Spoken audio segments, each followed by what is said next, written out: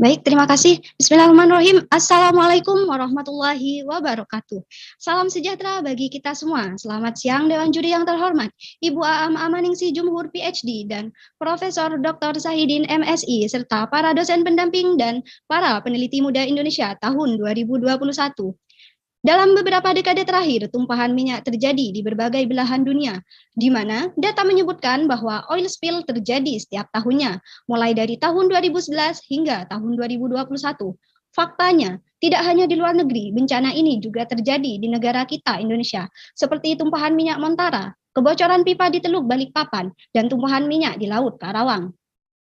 Minyak mentah di Laut Montara mencemari laut selama lebih dari 70 hari, berakhir dengan bola api besar, di mana tumpahan minyak mencakup sekitar 300.000 km persegi melayang di atas perbatasan Laut Australia dan Indonesia. Minyak yang disertai dengan zat berbahaya lainnya ikut menghancurkan industri pertanian rumput laut yang berkembang pesat di Timur Barat. Kasus yang terjadi di Balikpapan telah menumpahkan sebanyak 6 juta liter minyak. Peristiwa ini juga merenggut 5 nyawa warga Balikpapan. Diperkirakan terdapat 162 nelayan tidak bisa melaut, 17.000 hektar lahan bakau terpapar minyak, serta 4 kawasan terumbu karang rusak. Berdasarkan data yang kami miliki, seharusnya sudah mampu menyadarkan kita bahwa bencana ini sangat berbahaya yang dapat mengancam ekosistem laut dan secara tidak langsung juga dapat mempengaruhi kehidupan manusia. Oleh karena itu harus bisa diatasi sesegera mungkin. Beberapa metode yang telah dilakukan untuk mengatasi bencana tumpahan minyak ini, seperti penggunaan oil skimmer, penyemprotan dispersan, dan pembakaran in situ. Namun, metode ini dianggap kurang efektif karena proses yang kompleks, waktu yang lama, membutuhkan biaya yang mahal, serta non-biodegradable yang dapat menambah sifat toksisitas terhadap laut.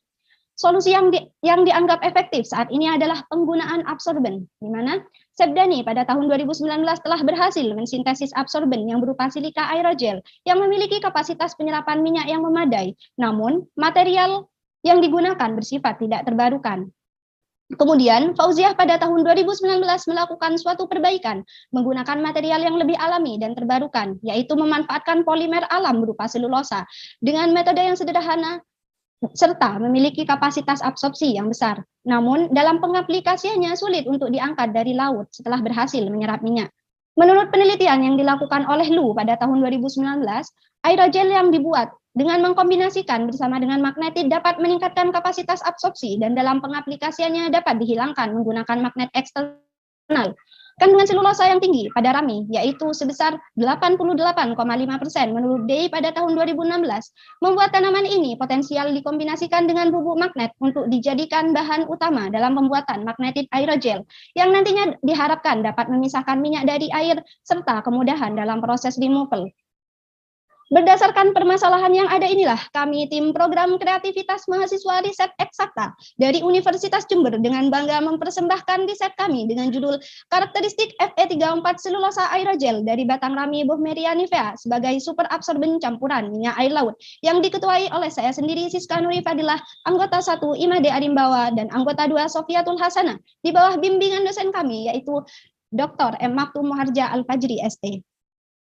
Penelitian ini bertujuan untuk mengetahui karakteristik serta untuk mengetahui daya absorpsi optimum Fe34 selulosa aerogel dari batang rami terhadap campuran minyak air laut. Metode yang kami gunakan dalam penelitian terdiri dari pre-treatment fisik di mana batang rami dikeringkan dan dihaluskan, kemudian didelignifikasi menggunakan larutan NaOH 6% selama 4 jam pada suhu 100 derajat Celcius, kemudian diuji kadar airnya. Sintesis aerogel dilakukan menggunakan larutan alkali urea, ditambah magnetit, kemudian dilakukan sonikasi, dilanjutkan dengan gelasi, koagulasi, serta pengeringan beku dan coating untuk mendapatkan sifat hidrofobisitas dari aerogel.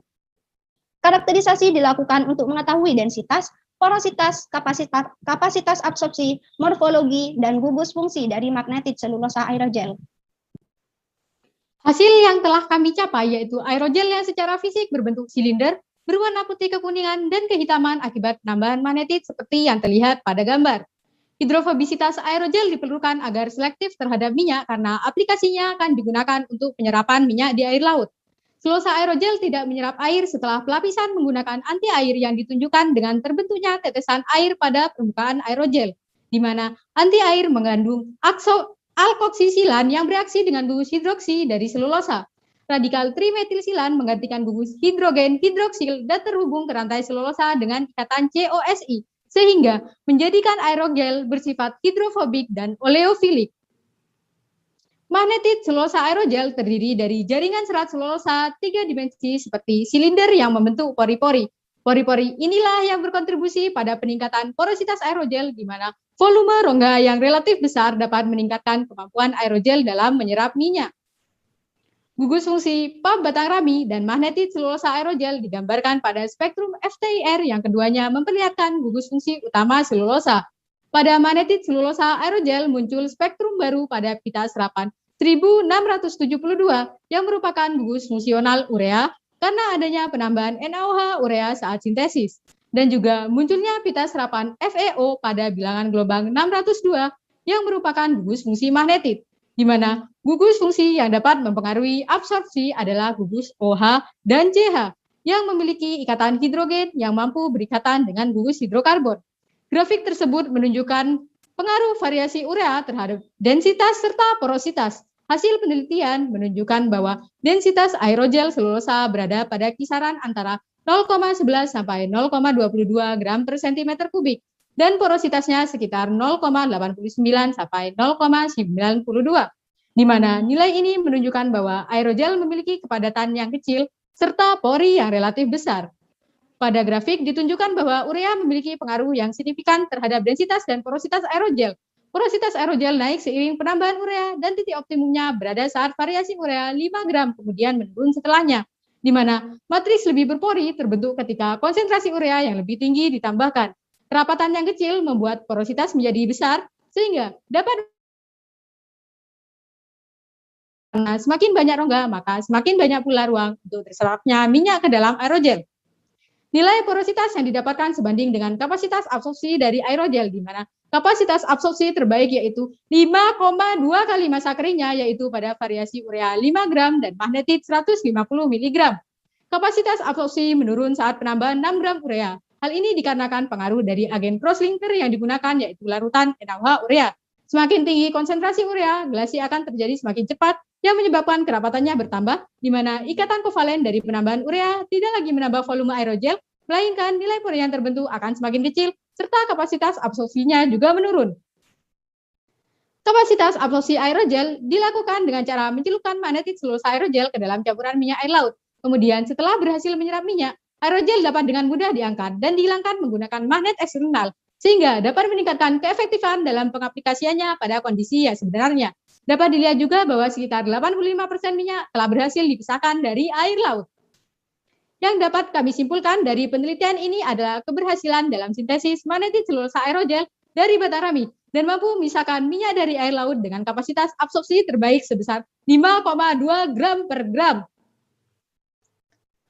Hasil PKM riset eksakta ini berpotensi untuk dipatenkan. Saat ini telah mendaftar paten kepada Sentra HKI Universitas Jember dengan klaim metode alkali urea untuk sintesis magnetit aerogel.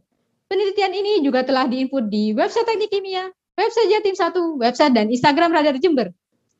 Artikel ilmiah telah kami submit di Indonesian Journal of Chemistry terindeks Scopus Q3 yang membahas tentang karakteristik magnetit selulosa aerogel dari batang rami yang saat ini dalam tahap review, serta manfaat lingkungan yang dapat menjadi solusi dalam mengatasi tumpahan minyak di laut.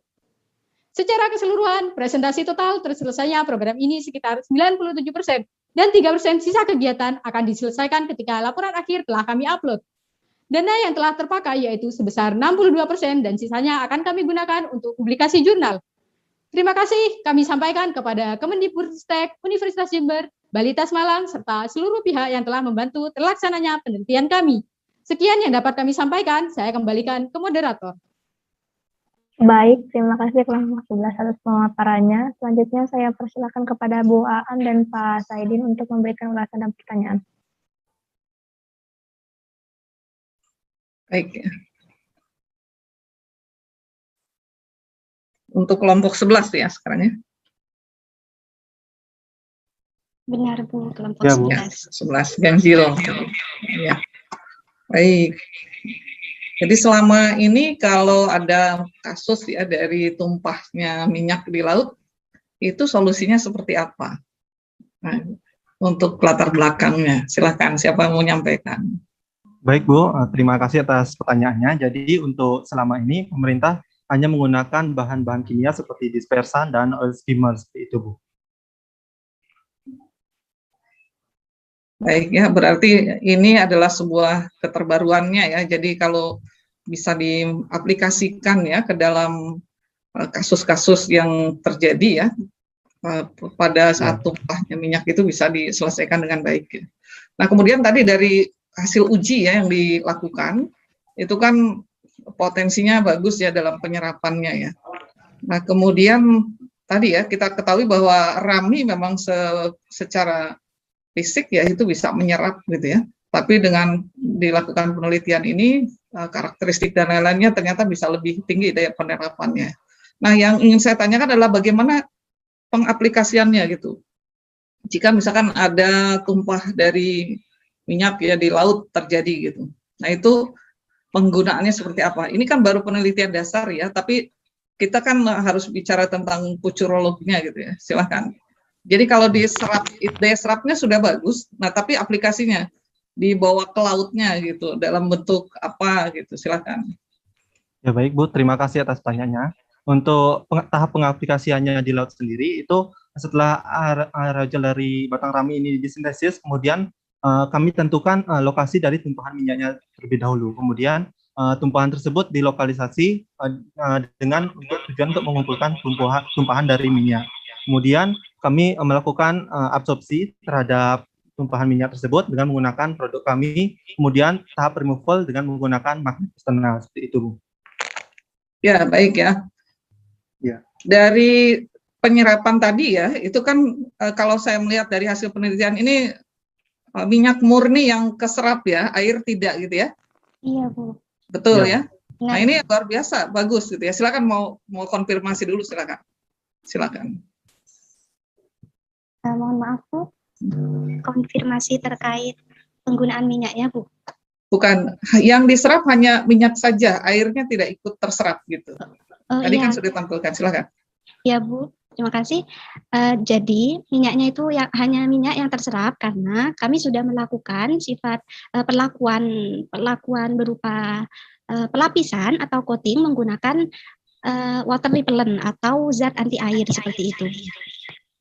Ya, itu sangat ini ya, potensial sekali. Jadi kalau terjadi tumpahan minyak di laut, kemudian menggunakan hasil penelitian ini ya, entah nanti dalam bentuknya misalkan apa ya, seperti ya saya tidak terbayang bentuk fisiknya seperti apa ya. Apakah misalkan nanti diserap kemudian langsung terpisah antara air dengan minyaknya. Yang saya pikirkan adalah minyak tumpah itu bisa ditreatment lagi sehingga bisa mengurangi kerugian daripada perusahaan eksploitasi minyak itu. Ya, nah, ini kan selama ini kan terbuang percuma ya. Ya, silakan. Ya, jadi silakan. Saya izin konfirmasi Bu. Jadi terkait penggunaan aerogel ini sendiri nanti setelah dia itu bisa menyerapinya, nanti akan bisa diperas gitu Bu, bahasanya diperas seperti itu. Jadi karena hanya minyak yang terangkat, maka minyaknya itu bisa digunakan kembali, diolah kembali oleh pihak-pihak yang lebih berwajib seperti itu Bu. Ya, itu luar biasa ya temuannya. Jadi kalau sampai pada aplikasi gitu, sehingga nanti bisa dibayangkan bagaimana alat serapnya sehingga langsung masuk ke galon kah, masuk ke mana kah, sehingga nanti bisa ditreatment gitu ya. Luar biasa, selamat ya, produknya sudah luar biasa. Silakan Pak, lanjut Pak, monggo. Terima kasih Bu. Baik, terima kasih. Selamat ya untuk tim dari Jember ya? Ya Bapak, Universitas Jember. Cakep-cakep, cantik-cantik, pembimbingnya juga cakep, masih muda. Terima kasih Bapak. Ya, baik. Saya hanya ingin konfirmasi saja. Kalau dilihat dari laporan kemajuannya, logbooknya bagus, bukti keuangan juga, draft artikel juga sudah ada, lah dari laporan kemajuan. Nah, ini hanya ngobrol-ngobrol saja. Kadang-kadang kan suka menggelitik juga ya, di sana ada FE 3O4 garis miring apa tadi, selulosa ya? Selulosa, Bapak. Selulosa itu kan polimer ya dari glukosa ya. Cuman beta saja ikatannya, bukan alfa. Kalau nggak salah seperti itu. Itu bagaimana menempelnya ke Fe3O4 itu? Terikatnya itu seperti apa? Apakah kovalen? Silahkan, siapa yang mau jawab?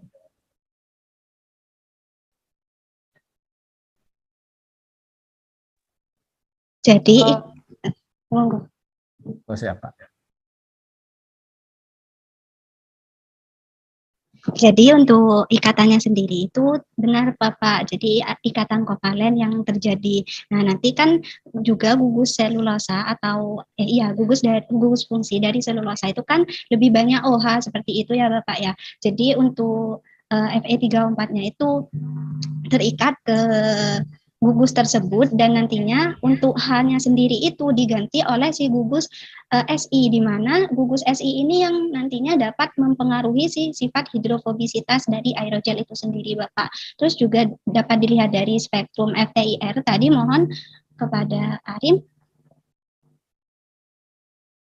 Spektrum FTIR itu di magnetit selulosa aerogel. Jadi di sini untuk ada magnetit selulosa aerogel yang sudah kami tambahkan magnetit dan juga ditambahkan urea, dan juga ada pulp, di mana pulp ini adalah pulp yang baru saja selesai didelignifikasi seperti itu Bapak. Jadi di sini muncul spektrum baru berupa FeO karena adanya penambahan si magnetit saat sintesis selulosa aerogel itu sendiri. Seperti itu Bapak.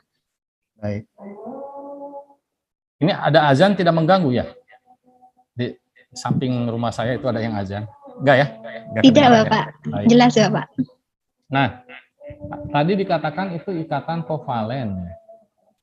Kan prinsip ikatan kovalen itu pemakaian bersama elektron. Elektron mana yang dari Fe3O4 selulosa itu yang dipakai sehingga mereka berikatan? Izin menjawab Bapak. Iya, silakan. FeO itu lebih cenderung ke elektronegatifannya ke O, sehingga FeO itu berikatan secara kovalen, sehingga kovalen polar mana? Bapak. Oke. Kovalen polar karena FeO itu mempunyai perbedaan keelektronegatifan, sehingga nantinya Fe berikatan dengan O. Nah, yang di OH string Bapak. Enggak, maksud saya dengan selulosanya bagaimana ikatannya? Kalau dengan selulosanya juga terjadi ikatan kovalen karena CH juga termasuk ikatan hidrokarbon. Kan ini kan ada FeO, sebuah senyawa. Pirit ya, atau apa. Kemudian ada selulosa. Itu jelas, FeO itu kan ikatan logam sebenarnya, itu besi kan. Nah sekarang mineral Bapak. Ya, antara FeO, Fe3O4 dengan selulosa kan nempel. Apakah hanya nempel saja, ada ikatan apa van der Waals atau ikatan apa itu? Kalau ikatan kovalen saya belum terbayang kovalennya di mana itu. Karena orbitalnya sudah penuh semua itu. Ya Bapak, izin jawab. Jadi untuk FeO ini hanya menempel seperti itu Bapak, dan menempelnya ini di bagian mana? Karena penambahan NaOH urea itu tadi, di mana NaOH urea ini yang membentuk agen cross linker itu sendiri atau agen ikatan silang itu sendiri, di mana nantinya pengaruh dari NaOH urea ini nantinya yang dapat menempelkan si FeO ke si selulosa begitu Bapak. Kalau tidak dipakai urea tidak akan terjadi. Fungsinya urea untuk apa itu? Tidak terjadi Bapak, karena memang fungsi urea sendiri itu adalah untuk membentuk si agen ikatan silang. Jadi fungsi utama dari penambahan urea ini sendiri adalah untuk membentuk ikatan silang yang ada di selulosa dan juga yang membentuk ikatan dengan si ini FeO. Oh gitu. Kalau urea diganti dengan yang lain? Dengan amida lain? Asam amino misalkan? Untuk sama-sama deuterion. Izin menjawab Bapak. Ya, silakan. Jadi silakan. Kita diskusi aja ini. Ya, untuk penggunaan yang lainnya masih belum Pak, belum ada penelitian. Jadi untuk referensi kami sendiri itu menggunakan Pausia, di mana metode tersebut menggunakan alkalin urea seperti itu, Pak. Satu lagi ini pertanyaan takut habis. Ini efektivitasnya gimana? Berapa gram minyak yang bisa diserap? Sudah diuji belum? Sudah, Bapak. Jadi 5,2 gram per gram, Bapak. Baik, ya. Selamat ya, terima kasih. Mohon maaf. Senang ngobrol-ngobrolnya. Saya kembalikan ke moderator. Ya. Baik, terima kasih kepada Dewan Penilai dan kelompok 11. Selanjutnya, saya persilakan kepada kelompok